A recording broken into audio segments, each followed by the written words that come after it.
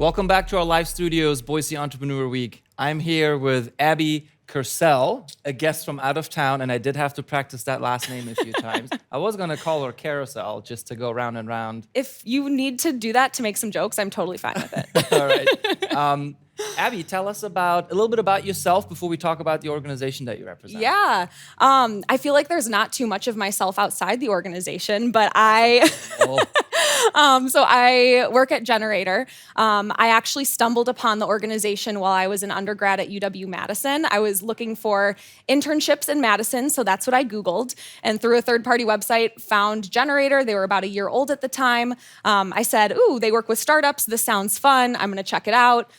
Interned for them for about a year and then came on full-time after I graduated. So my entire career has been here. And I should probably now tell you a little bit about what Gener8tor is. Yeah, I guess Gener8tor has a pretty good SEO then. You just Google search it and kind of stumbled into this career. That's pretty cool. But are you from Madison originally? I'm from the Milwaukee area. And that's where I live now, is Milwaukee. But I did go to school at Madison. And we're hosting you today as a guest. So where did you travel from? I came from Milwaukee today. Okay, very cool. Yeah. Yes, let's dive into Gener8tor. What is Gener8tor? Yes. So we always like to introduce ourselves by our mission first. And our mission is to be the best partner for a community to invest into its best and brightest. And the way that we do that is by running accelerator programs that we bring the best and brightest into. So when Gener8tor started in 2012, the only way that we did that was through startup accelerator programs. We have now expanded our startup accelerator programs to 30 different markets all over the country. And we also started asking ourselves, who else is an entrepreneur? Who else can we serve with this mission? And so now we run accelerator programs not only for startup founders, but also for artists and musicians and individuals looking to digitally upskill themselves. So we've built out this really nice suite of products that we run across the country. So the origin story was an accelerator, and from that accelerator grew into a bunch of different programs spread all over the country. You got it. So how does a decentralized model like that work internally for Gener8tor? I'm just thinking of ourselves here at Trailhead. Yeah. If I were to put up another Trailhead even 10 miles away from here, I probably have a hard time doing that. So take me kind of behind the curtain. How do you run programs decentralized like that? Yeah, absolutely. So I think it starts with really kind of building out a solid core of our playbook, what we do in each and every market. And honestly, we created it out of a necessity as well. When I first began, I thought that I would only ever work at an organization that had me driving back and forth between Milwaukee and Madison. And obviously I could not be more wrong since I'm sitting here today. But yeah, so we in Wisconsin at the time literally didn't have enough venture capital to create $1 billion outcome even if we wanted to. So we knew we had to look outside the walls of the state. And so we began building relationships with investors in other markets, bringing our Wisconsin companies to them. And as they saw what we were doing, they said, we want that here. Like, we like that. You're getting good outcomes. Can you do that in Minnesota? So we've slowly started expanding out, but what we realized is that also drew in a bunch more resources to benefit the entrepreneurs that we're working with as a whole. And today, it really comes back to that playbook of, we know how to recruit startup founders and artists and musicians and individuals who want to be upskilled. We know how to put them through an accelerator cohort style program to get them to do as much as they can in a short amount of time. And then we know how to merchandise them to a network of people who can provide them support afterwards, being investors for the startup founders, record labels for the musicians, and corporate partners for the upskillers who want to find jobs. Sounds very familiar, somewhat parallel to the path Boise was and is on. Tertiary market, used to be hard to find, the big checks here for the best and brightest and their ideas to fund them to the next level. So what piques your interest in Boise? So I've been here for less than 24 hours, and I can already tell you, I am so excited about the growth trajectory that Boise is on. Every single conversation that we've been having has been talking about the growth of the area and also just the raw material that's here. The number of people who are entrepreneurial and want to start something new and have that passion, it's palpable in every single conversation that we have. So I'm really excited about the idea of, hopefully setting up a Gener8tor in Boise one day and being able to work with all of that amazing talent and passion. So you're actively looking at Boise as a potential market to launch. You're looking for partners, right? Yeah, exactly. And you and I have talked about it. I'm not going to pretend like that conversation didn't take place, even though we're live. But for the audience, if you could describe who should feel spoken to and who should be reaching out maybe to Gener8tor that's currently in Boise? What stage are they at? Is it a specific vertical that you're looking for? I was going to say technology, but these days, if you don't have technology in anything you do, you're going to go out of business. But kind of, is there a preference?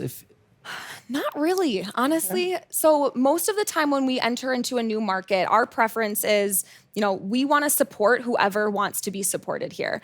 In certain cases, we end up steering our program in a certain direction based on the partners who come to the table who help make it possible. So for an example, we partner with Capitol Records in Los Angeles to run a music tech program. So all the companies that we're bringing in are around music tech. Same thing in Minneapolis with Boston Scientific around med tech. So, we're happy to carve out certain paths. But that being said, we really want this programming to be for the community. We want it to be for everyone. But I will say, especially with the initial programs that we like to bring to a market, it's called gBETA. Yeah, let's talk about that. It piqued my interest. It seems to be from my point of view, it seems to be a prototype.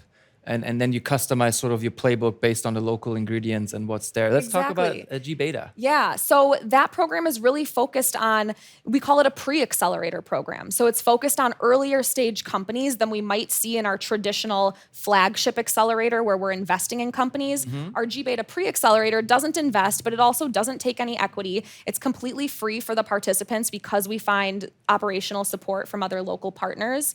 And we're really looking for companies, we've had companies who are napkin stage through hundreds of thousands of dollars in revenue come through that program. But I would say our sweet spot is really post-product or about to be post-product and maybe pre-revenue or slightly after that initial revenue. And you're right, we don't work with just technology companies. One of our really successful companies from Detroit, for example, is the Lip Bar, and they sell lipstick and makeup. And they're absolutely killing it in Target stores all across the country. So we really, I think Gener8tor's bread and butter, though, we really like to look at overlooked and underserved markets. And we also like to do the same for entrepreneurs, overlooked and underserved entrepreneurs.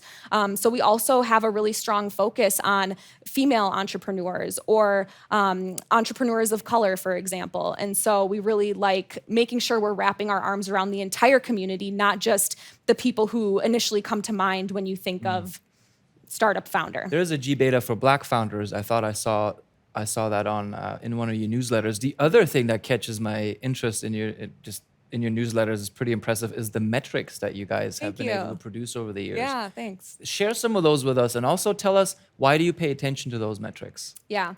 So we pay attention to metrics because we would not be doing the communities that we serve a service if we weren't actually making sure we're getting outcomes. If we wanted to, we could blast all this marketing and we could run these programs. But at the end of the day, if we're not creating jobs, if we're not helping companies raise venture capital, we're not doing our jobs.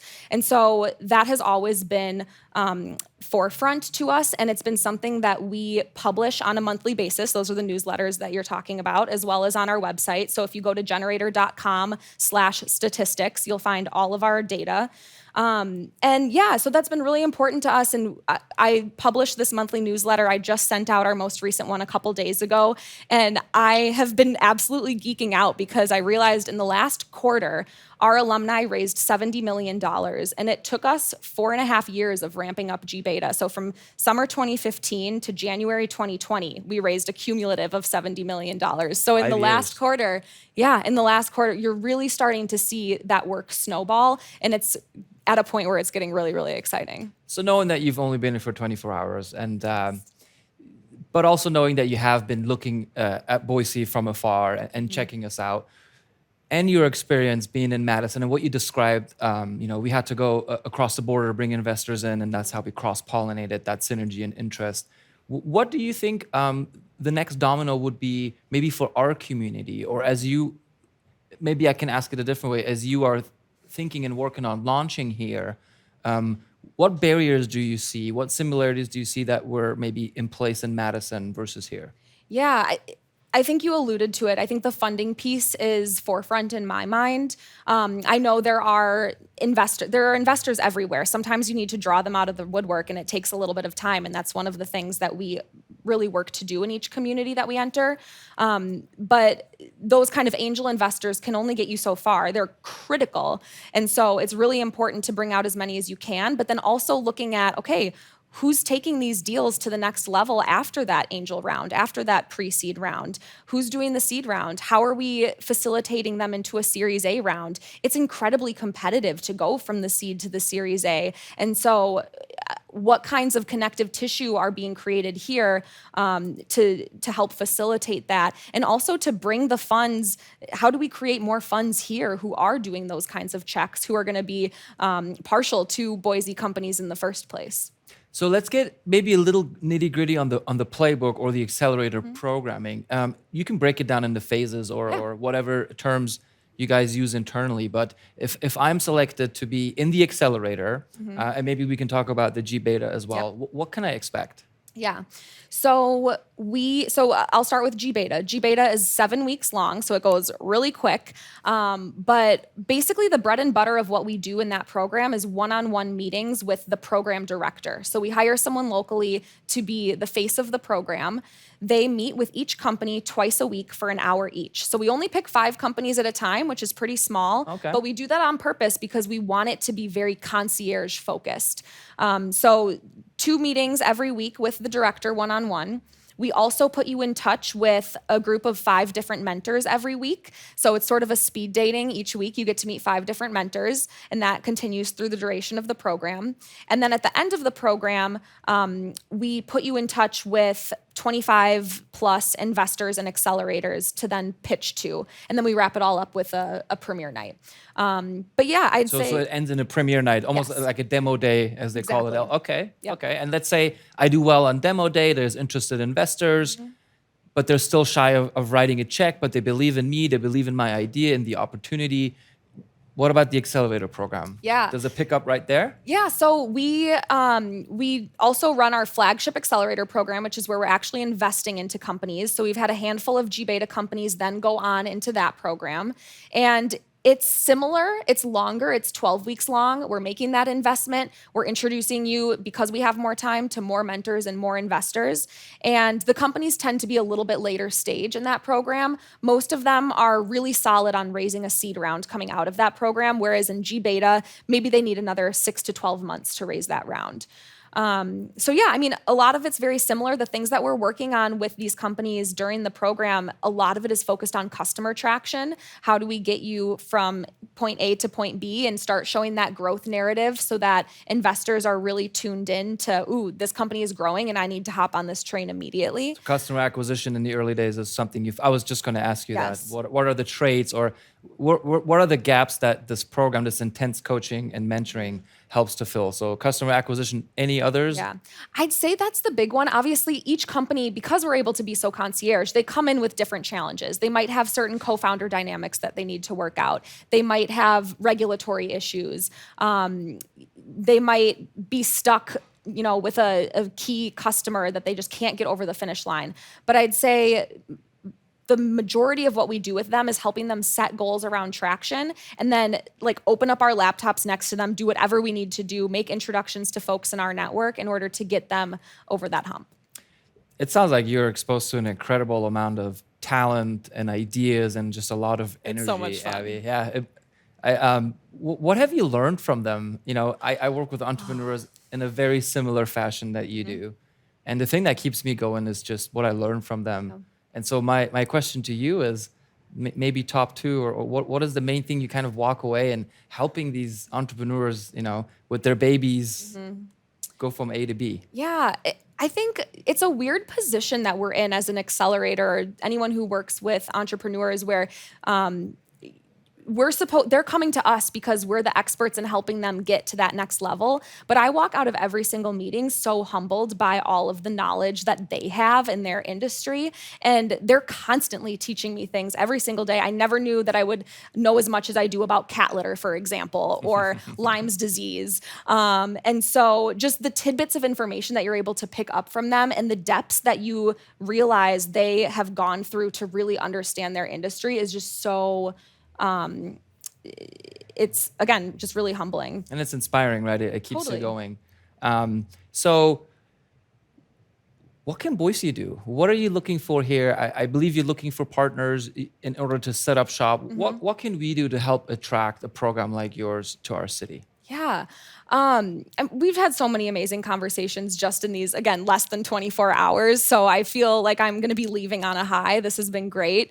But yeah, I mean, so we would love to ultimately bring our programming one day to Boise. We have most of our concentration is in the upper Midwest, but we're starting to crawl out west a little bit. We just set up a program in Colorado. But you're right, in order to make it here, we need to find the operational funding in order to hire that employee and bring the Gener8tor resources and back end in to support. So yeah, I'd say, which I know a lot of people watching this are, if you're interested in continuing to support that ecosystem, and if you do your research on Gener8tor and like what we're doing and want to learn more, we'd love to talk about that and what it could look like to partner. So. I'll certainly be one of those people who will be talking to you and Gener8tor more. There's just a ton of synergy between Trailhead and Gener8tor. I really appreciate you making the trip out here. Thank you so much. Kind of introducing yourself and Gener8tor. With that, we're about out of time, and I'm going to introduce our next talk. Up next is an interview with Liza Roser, the founder of 50 Flowers. But before we cut to that, quick word from our sponsors.